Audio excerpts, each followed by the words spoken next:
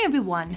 Welcome back to another tutorial from Crazy Gamer. Today in this video, I'm gonna be guiding you through how to play Medusa Magic in Slotomania.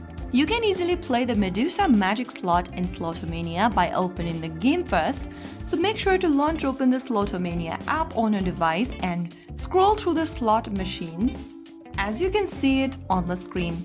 Right next to Crazy Train, you'll see the Medusa Magic. Simply tap on it and then wait until it loads.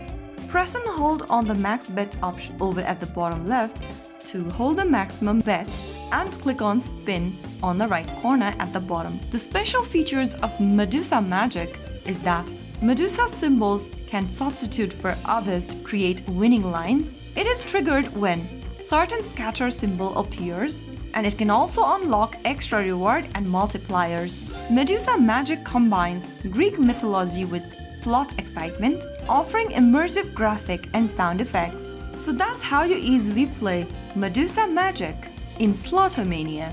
It is fun, mythological themed slot with plenty of bonus features.